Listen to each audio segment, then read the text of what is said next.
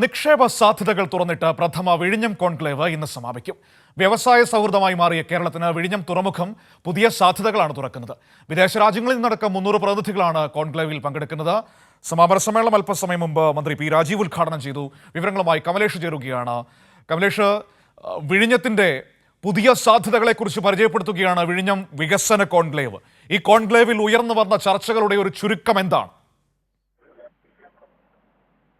മനു, വലിയ തരത്തിൽ കേരളത്തിന്റെ വ്യാവസായിക രംഗത്ത് വലിയ കുതിപ്പുണ്ടാക്കാൻ കഴിയുന്ന തരത്തിൽ തന്നെയാണ് ഈ വിഴിഞ്ഞം തുറമുഖത്തെ അല്ലെങ്കിൽ ഈ വിഴിഞ്ഞം കോൺക്ലേവിനെ ഈ പ്രതിനിധികൾ കാണുന്നത് എന്ന് തന്നെയാണ്. ആ നിലയിലുള്ള ചില നിർദ്ദേശങ്ങൾ, ചർച്ചകളൊക്കെ തന്നെയാണ് 2 ദിവസങ്ങളിലായി നടക്കുന്ന ഈ കോൺക്ലേവിൽ ഉയർന്നു വന്നിട്ടുള്ളത്.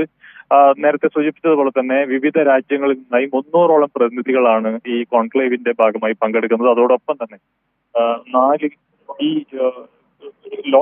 ലോകോത്തര കമ്പനികളും, അതായത് ഈ കോൺക്ലേവിന്റെ ഭാഗമായി ചരക്ക് ഗതാഗത മേഖലയിൽ പ്രവർത്തിക്കുന്ന ലോകോത്തര കമ്പനികളായ 4 കമ്പനികൾ, അതായത് 1, 2, 3 അങ്ങനെ തന്നെ നമുക്ക് അക്കമിട്ട് പറയാൻ കഴിയുന്ന തരത്തിലേക്കുള്ള 4 കമ്പനികളും ഇതിന്റെ ഭാഗമായി ഇവിടെ പങ്കെടുക്കുന്നുണ്ട്. അവരുടെ അടക്കം നിർദ്ദേശങ്ങളും കാര്യങ്ങളും എല്ലാം തന്നെ ഈ കോൺക്ലേവിന്റെ ഭാഗമായി വരുന്നു എന്നുള്ളതാണ്. ഈ കമ്പനികളെ കുറിച്ച് പറയുമ്പോൾ ഒന്നാം സ്ഥാനത്തുള്ള മെഡിറ്ററേനിയൻ ഷിപ്പിംഗ് കമ്പനി MSC, അതാണ് ഇതിലുള്ള ഒരു കമ്പനി. 2ാം സ്ഥാനത്തുള്ള നെറ്റ്, അതുപോലെ തന്നെ മെഡ്ലോക്ക്, ഷറഫ് ഗ്രൂപ്പ് അടക്കമുള്ള കമ്പനികളെല്ലാം തന്നെ ഇതിന്റെ ഭാഗമായി ഇതിൽ പങ്കെടുക്കുന്നുണ്ട്. മറ്റൊരു പ്രധാനപ്പെട്ട വ്യക്തമാണ്, ഏതായാലും വളരെ പ്രധാനപ്പെട്ട കാര്യമാണ് ഈ പറയുന്ന ഷിപ്പിംഗ് ട്രാൻസ്പോർട്ടേഷൻ മേഖലയിലെ പ്രധാനപ്പെട്ട MSC അടക്കമുള്ള കമ്പനികളാണ്.